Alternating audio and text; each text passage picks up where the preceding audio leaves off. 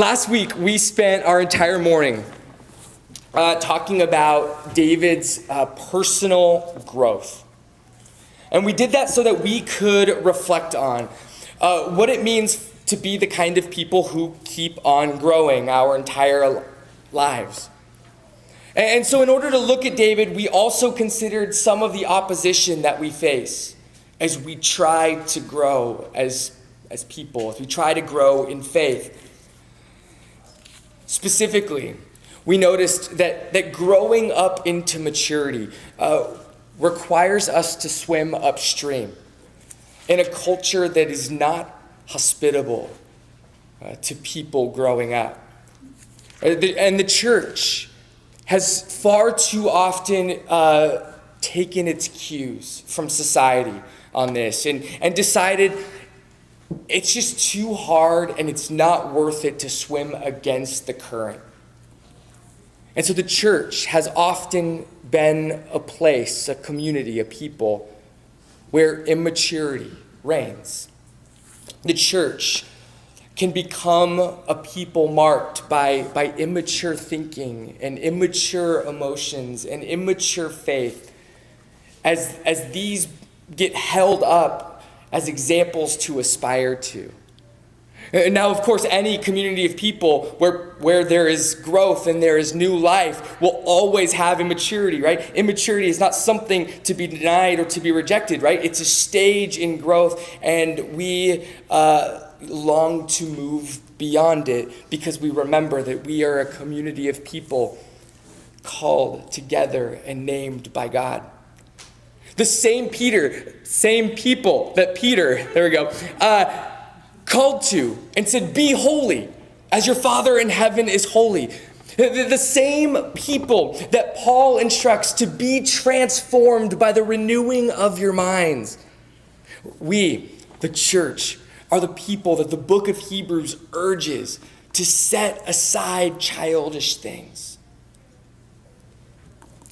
The reason for this quick look back to last week is because this morning's passage continues to reflect on immaturity, specifically immature thinking among the Israelites. David and Saul specifically represent immature ideas about who God is and how God acts. David and Saul have the same idea about God, and yet they are standing in two radically different positions with this idea, right? Because David has patiently waited for over 10 years for God to fulfill his promise to make him king. He has nothing to show for his patience after all of this time except the small band of 600 ragtag followers who are forced to run and hide, and then run and hide, and then run and hide throughout the Judean wilderness for months and years. On the other hand, you have Saul, and Saul has sat on the throne as king for many years. But Saul, of course, he couldn't even wait 7 days when he was instructed by Samuel to just be patient. And yet Saul has the loyalty of all of Israel. Saul speaks and people fear. Saul hunts and people hide. David and Saul could not be in more dramatically different of positions. And yet, they both hold the same immature idea about God. But because their circumstances are so different, this gives us some insight into the way that the same idea gets lived out in different contexts. Because immature thinking often results in immature living.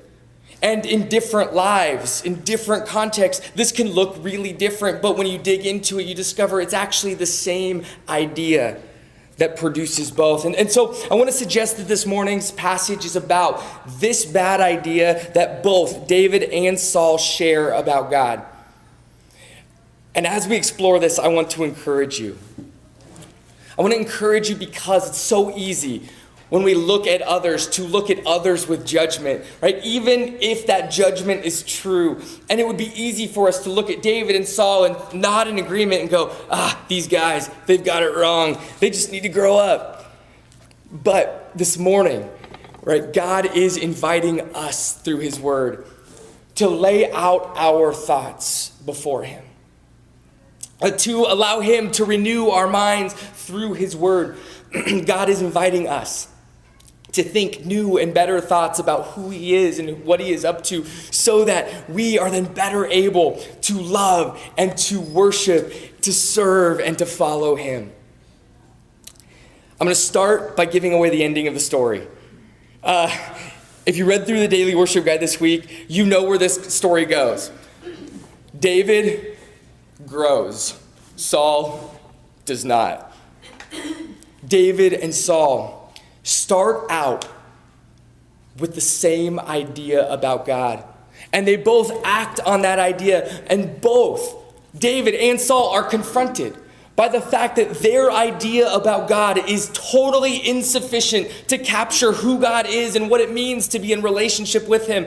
But only David learns from his experience, while Saul digs in and remains committed to this bad idea. Saul is the one who says, this is just who I am, and I am going to make it work. And David is the one who says, I want to know who God says that I am. I am going to let God make me into that. I give away this ending because, right, it's an ending that doesn't surprise anyone who's been reading in Samuel the story of God and his interaction with David and Saul along the way.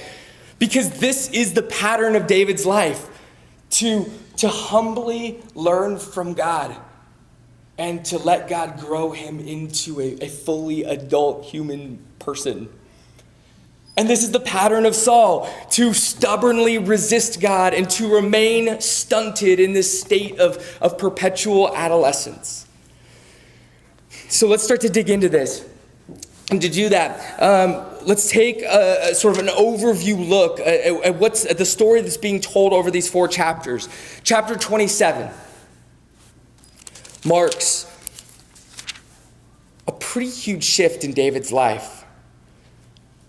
Over a number of chapters, he's been on the move. He's been moving here and he's been moving there. He's constantly on the run. He's hiding in the wilderness. He's diving into caves. Over the last several years, Saul has just chased him relentlessly.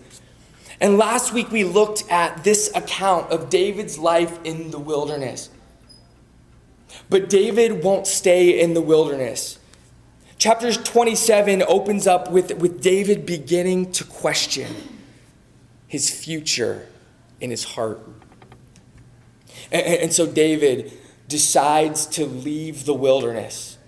He decides to go beyond the wilderness to the land of the Philistines.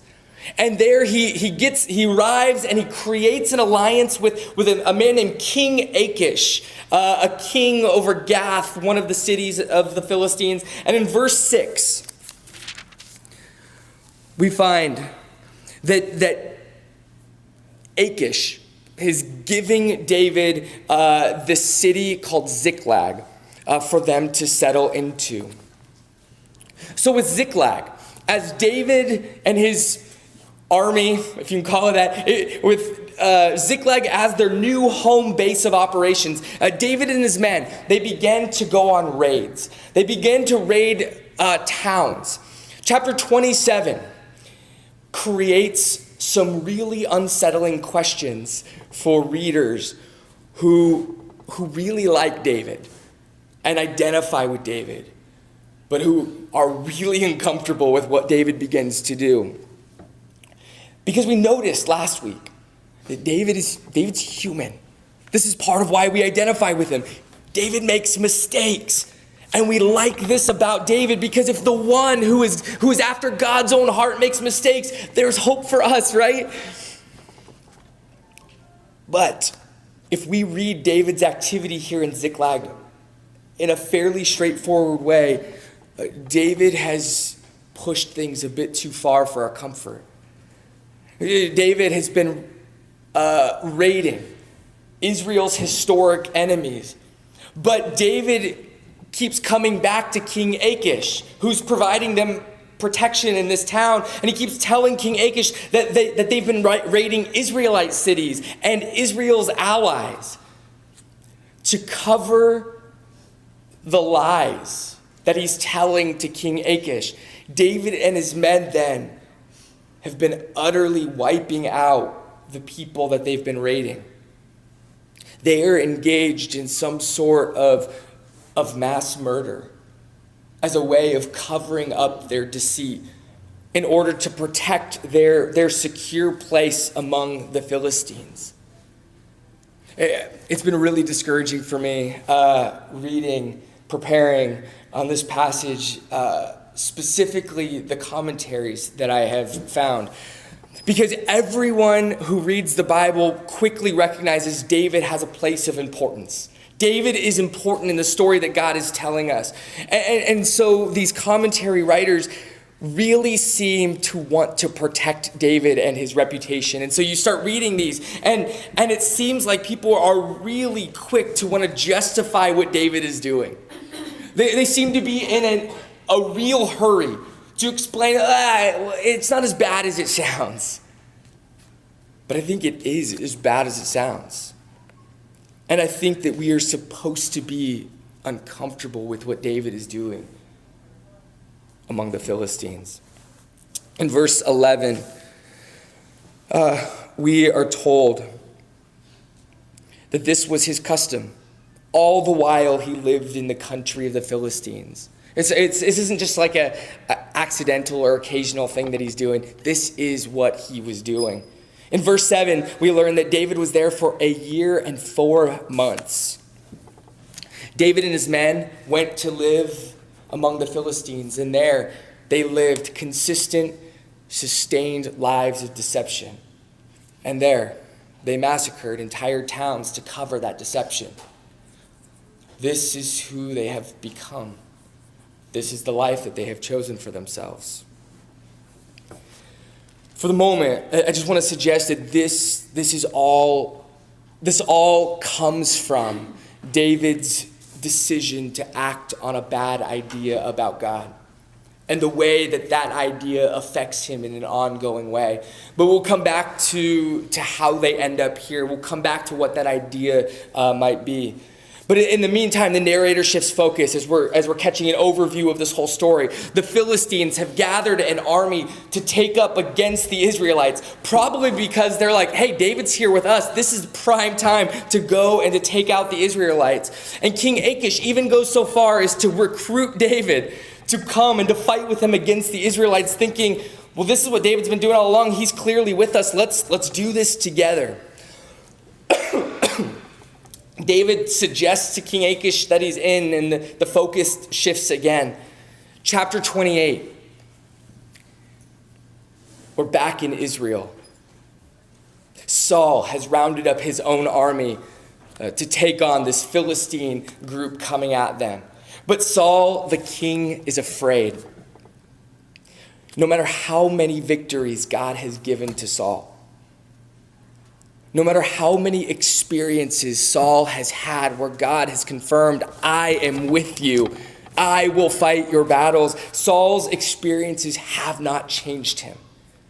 He has not learned that God is trustworthy, at least not in any sense that would change his actual behavior, because in fact, it was in his fear that Saul did the exact same thing that he did last time he was afraid of the Philistines.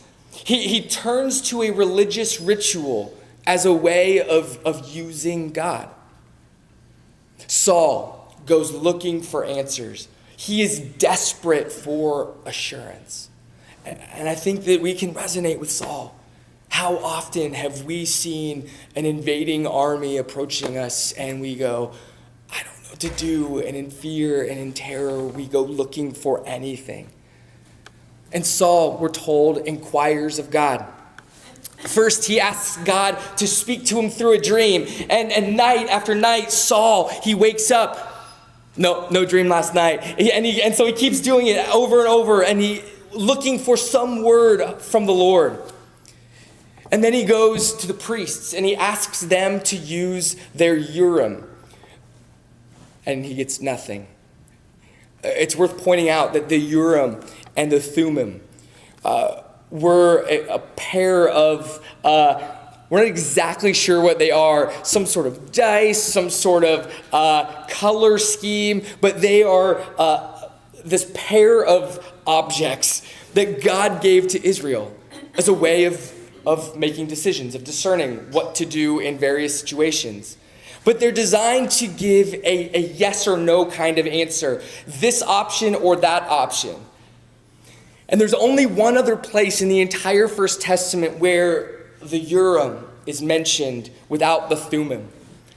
And perhaps with Saul going to the priest and asking only for the Urim, we're getting a hint that Saul is not seeking God, but he is looking for a specific answer.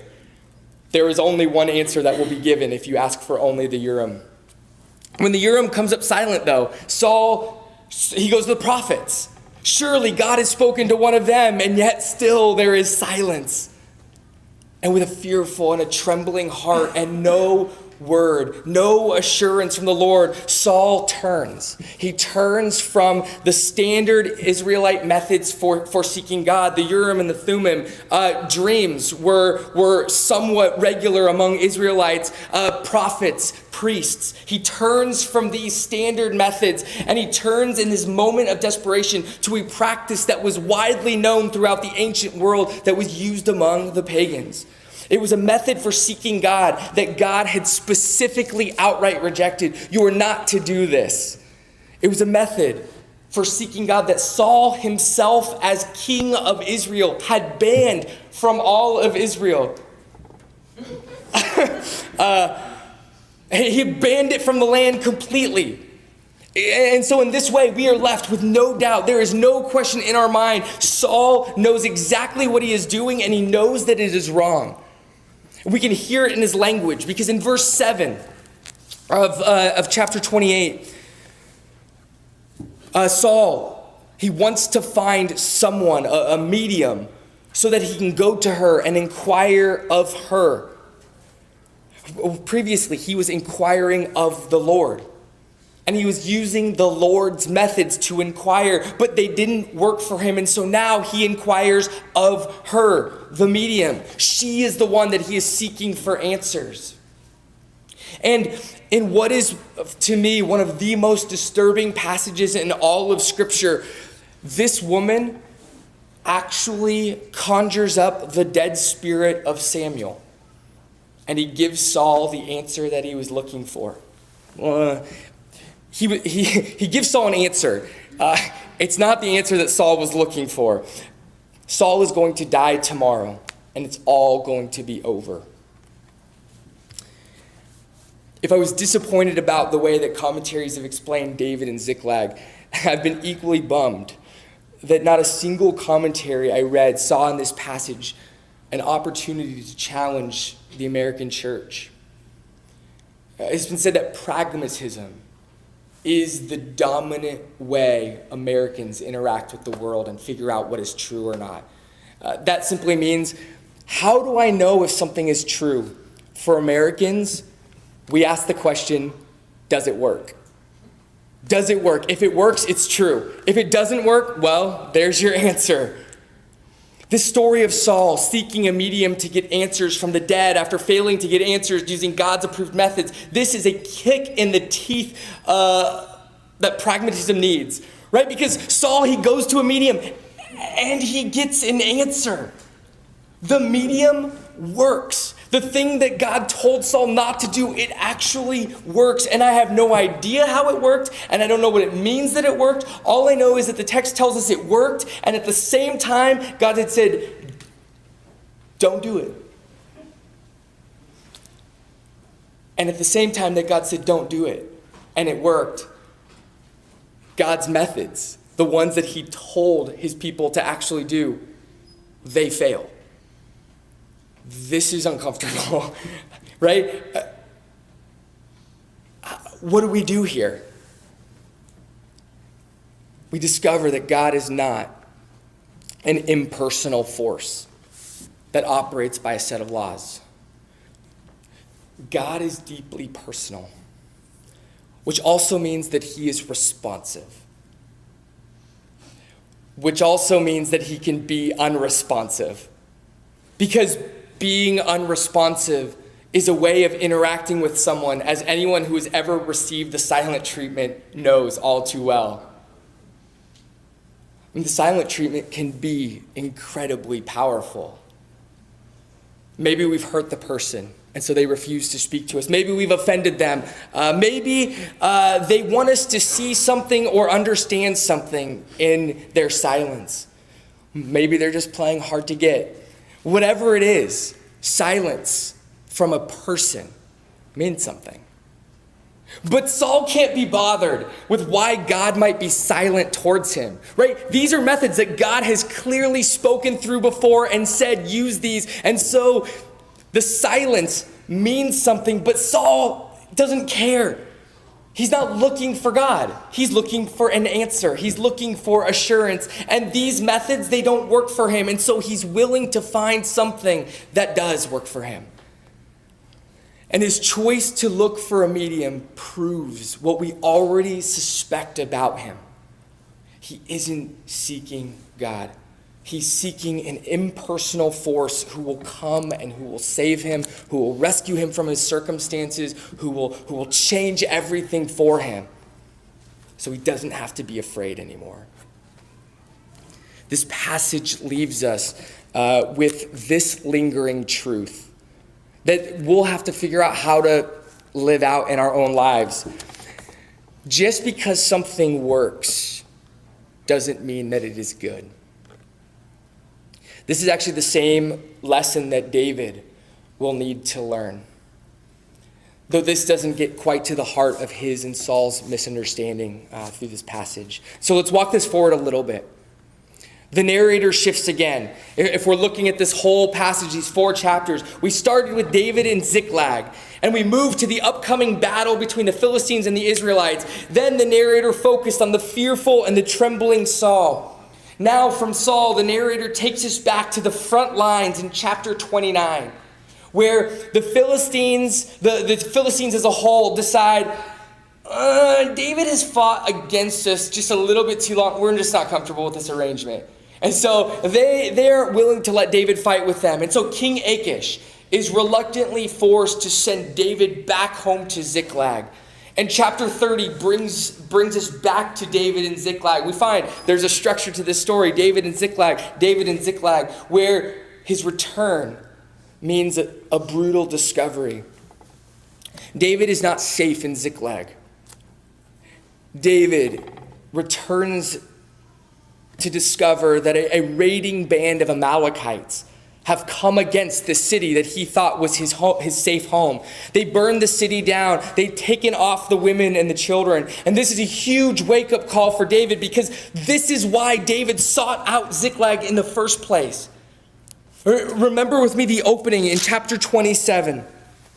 David, in his weakening heart, said, "Now I shall perish one day by the hand of Saul. There is nothing better for me than that I should escape to the land of the Philistines. Then Saul will despair of seeking me any longer within the borders of Israel, and I shall escape out of his hand." And David is he's laid bare for us here. We're given access to what is in this man after God's heart. After years in the wilderness, something seems to be happening to him. David has wavered in faith. David becomes convinced that if he stays in the wilderness, Saul will kill him. This is what it means when he says, "I will perish by the hand of Saul." And to David, as he looks at the scope of Israel, at the reach of Saul, the land of Philistines, the land beyond the wilderness, seems to be the place that is too far for Saul to reach. The Philistines are safe. They're secure. And yet, it's the Amalekites the Amalekites, the people that Saul was supposed to destroy so many years earlier. The Amalekites, the ancient enemies of Israel, who have come and destroyed David's secure home and taken their women and children off. This is really interesting, right? Because David thought that he had secured himself safely out of Saul's reach.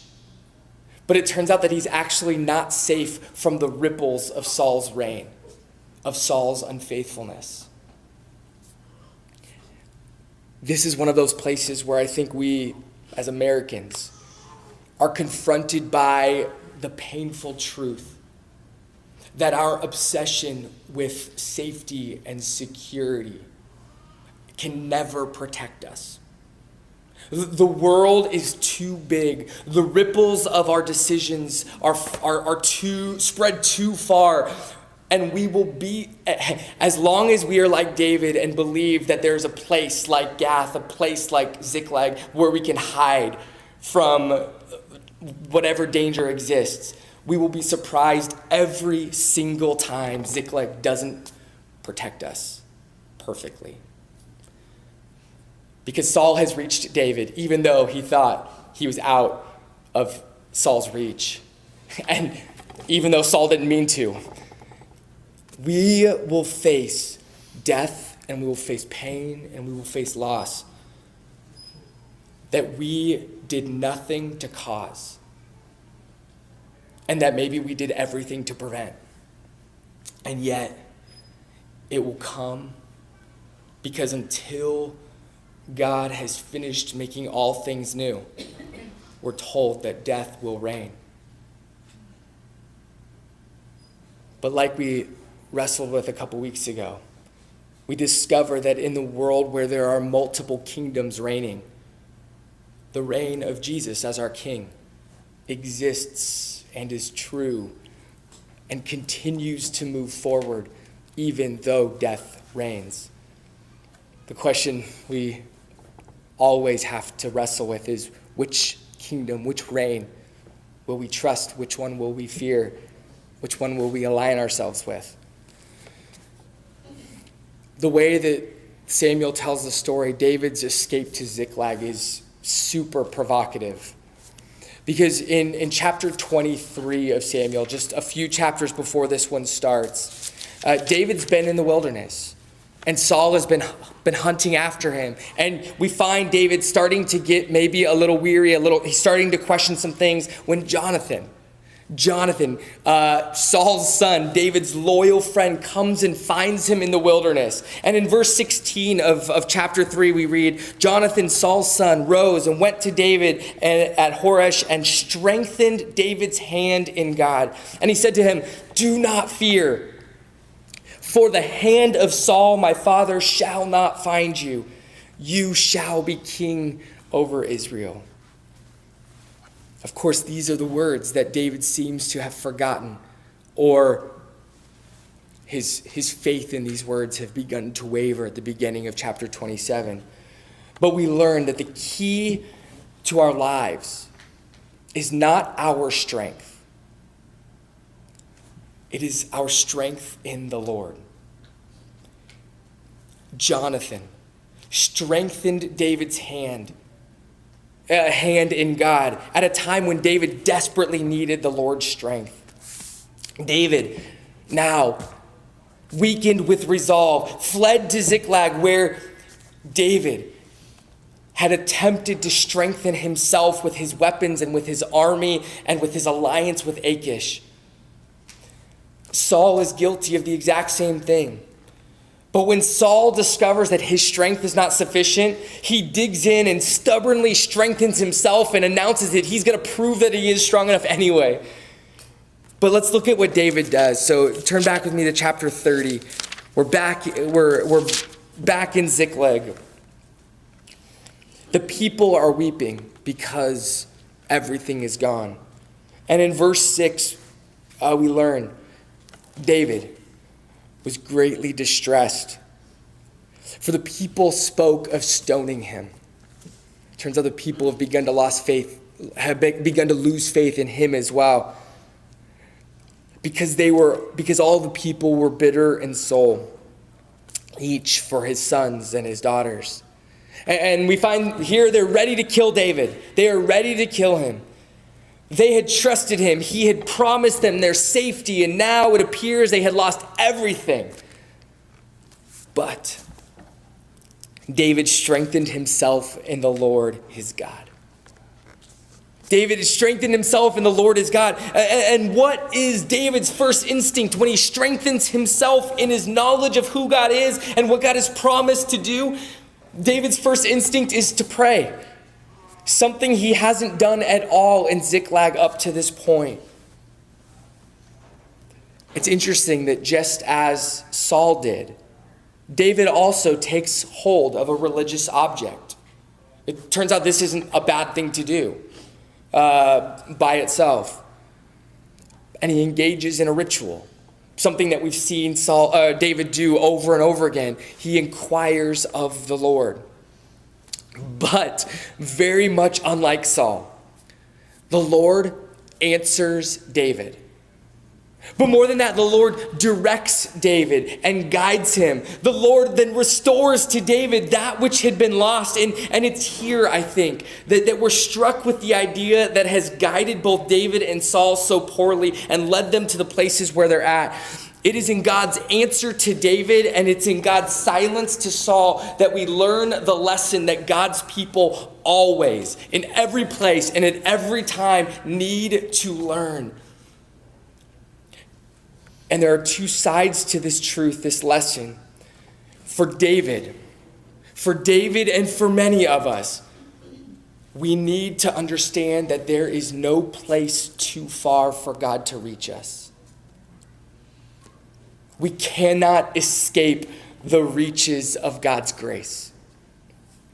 For Saul and for many of us, we need to understand that our position and our physical nearness to the stuff that God has given us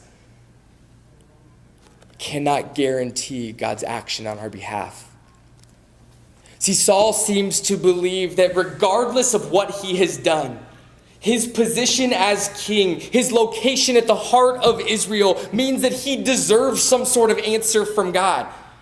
He has taken God for granted at every point of his life. He has refused to submit to God's commands. He has refused to be taught by the Lord. And now, in his moment of need, he believes that he can make God act by going through the right religious motions. Saul is mistaken, but so is David. One of the details that several commentators picked up on in David's escape to Ziklag seems to be really important. And it's this. There was a widely held belief, not just among Israelites, but all ancient peoples, that gods and their reach were geographically located, and geographically limited. So a god had a sort of like loose bubble like around them, and where that god moved, that bubble sort of moved with them. And so this was an ancient idea about the way that gods worked. David seems to believe that he has escaped God's realm. And he seems truly and utterly disappointed about it. In his last speech with Saul, this is essentially what he sees happening. He sees himself being pushed out of his inheritance with the Lord. He seems to think that just as he has fled Saul's physical reign, his reach, he also now believes that he has gone far enough that he's outside of God's covenant conditions. If we're honest, the reason that David's behavior in Ziklag is so unsettling is because we don't see him acting like this at any other point of time. This level of deceit and this level of destruction. I mean, we see David make real and honest mistakes at various points, but we don't see this sort of confident and blatant disregard for God's commands. But it's also David's actions after God then meets with him out in the reaches of Ziklag that David discovers that he's not so far away that God cannot speak to him. And it's in this moment that he begins to change his idea about whether he's bound by God's command. And we recognize this because immediately David finds himself confronted by God's word, and he begins to eagerly fulfill God's instructions for him. He does it to the Egyptian that he meets along the way. He does it to his men, that he distributes justice equally and fairly, and he does it to the Israelites back at home as he sends God's blessings back to them. Even though David is physically beyond the wilderness, David begins at that point to live out a new reality, that all the way out beyond the wilderness, he is not beyond God's reign, and that he is still God's chosen king. And he begins to live out his kingly duties and enact his justice from that place, from afar. David's ideas change. His ideas about who God is and about what God is doing through him change, and so then does the way that he lives. At the heart of this change, at the heart of David's transformation, this change of ideas is the concept of God's ability to reach his people. Jesus will later tell a parable that seems to sum up this story perfectly. Jesus seems to be the master of using way fewer words than got used in the First Testament. But he tells us a story of a younger brother who seems to believe that he's beyond his father's love and reach. He's done too much. He's gone too far away. While at the same time, there's an older brother who lives in the father's home, who is so close to the father in proximity that he takes for granted everything the father has made available to him. As the parable ends, we find the younger brother in the loving arms, the loving embrace of his father. And not only that, but the father has now robed him in kingly symbols of authority, while the older brother, the one who has been so close in proximity to the father, is now outside of the father's home grumbling. The younger brother has been given a new way of understanding his father and his father's love and the relationship that he has with his father, while the older brother is firmly committed to his old understanding of his father, and so finds himself outside of the house. In light of God's grace, we find ourselves as the younger brother, right? Convinced that we've gone too far. Convinced that we're too far from God's reach. We've done too much to walk into, to receive God's love and to be restored to God's house.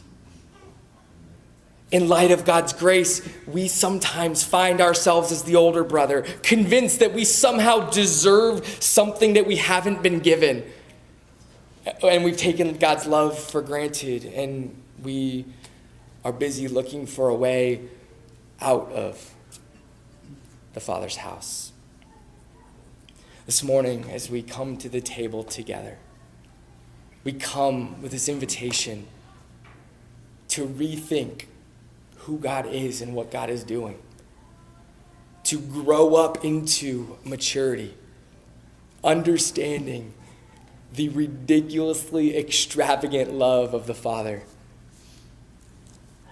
while also never allowing ourselves to take that love for granted, to presume ourselves deserving of it because of our merit or our nearness or our heritage or whatever else might convince us that we deserve a place at this table.